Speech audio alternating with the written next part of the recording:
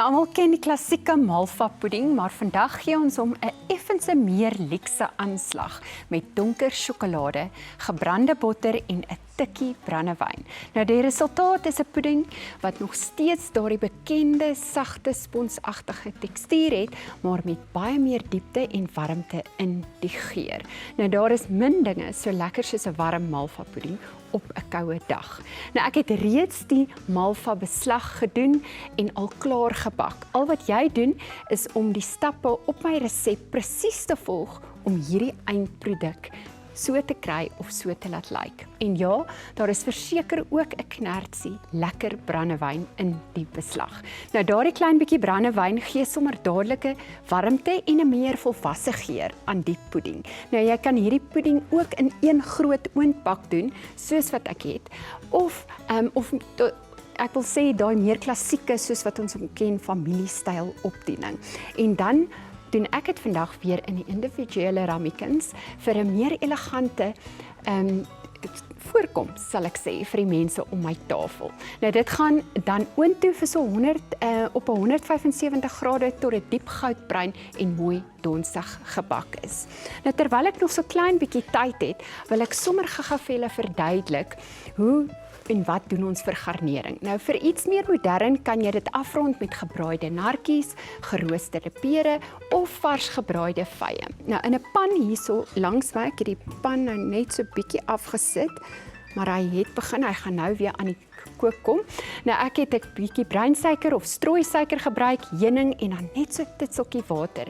Jy laat dit effens smelt en effens karamelliseer en dan gebruik jy nartjies wat reeds geskil is en dan braai jy dit nou net aan albei kante dat dit so effe verbrei. Nou as jy vye of pere verkies, volg jy presies hierdie stappe. So al wat ek gaan doen, as hy nou begin, dan gaan ek hulle net so insit en dan gaan julle net dophou dat hulle mooi braai. Ek gaan nou aangaan met dit. Nou wanneer ek terugkom, sal jy die eindproduk kan sien en maak ek die sjokolade brandewynsous wat jy oor hierdie Malva sponskoek moet gooi sodra dit warm uit die oond uitkom en dis hier waar die pudding regtig 'n volgende vlak bereik en nie net jou gewone Malva pudding is nie.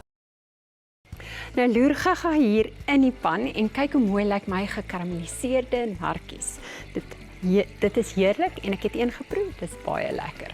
Nou vir die deel wat hierdie nagereg ongelooflik spesiaal maak. Dis die brandewyn gebrande botter sjokolade sous.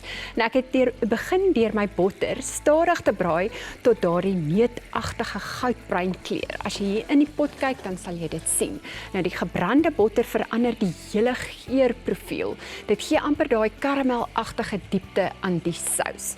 Nou dan voeg jy nou knippie sout in wat ek gedoen het en natuurlik jou bietjie brandewyn. Nou jy kan die brandewyn selfs aan die brand steek as jy wil, net vir daardie dramatiese restaurantstyl effek. Maar ek is 'n bietjie versigtig vir hier in die ateljee, net nou gaan die rookalarms hier bo my af. Nou al daai stappe is nou reeds gedoen soos jy kan sien in die pot en nou gaan ek net die room en hierdie donker sjokolade byroer totdat alles mooi gesmelt is en dan glansend is.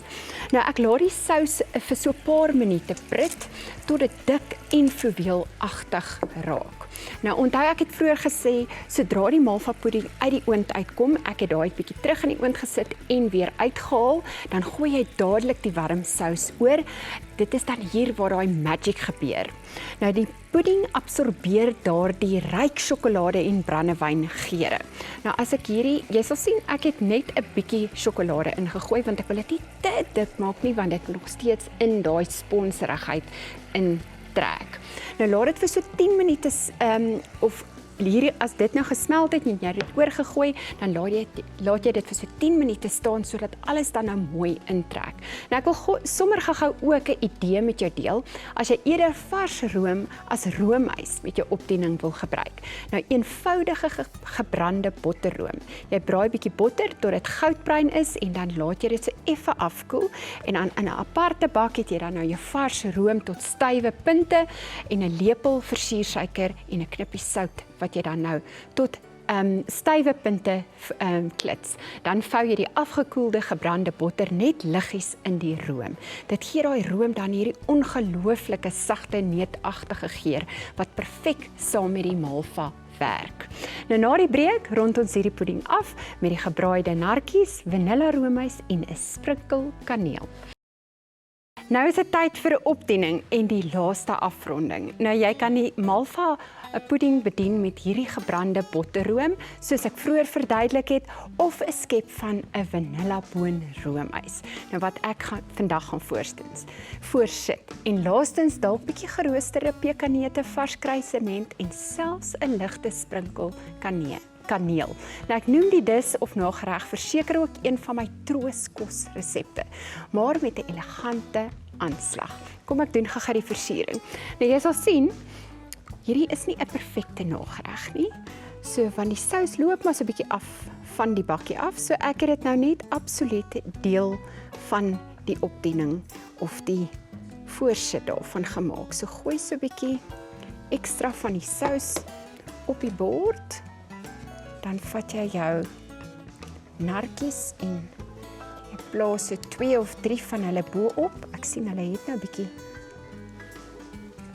plakkerig geraak hierso, maar dit is alright. En dan sommer 'n bietjie van hierdie sousie, net om daai kleur te herhaal hierso op die bord. Jou skepie roomys aan die kant. 'n bietjie kaneel.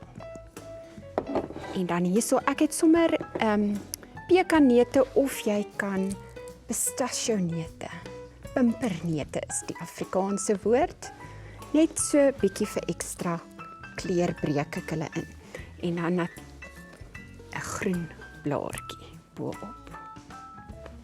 Dis hy. Nou hierdie Malva pudding met brandewyn, gebrande botter, sjokoladesous vat alles wat ons liefhet van die klassieke weergawe en maak dit net bietjie meer vernuwend en luks. Warm, ryk, sponsagtig en ongelooflik geurig.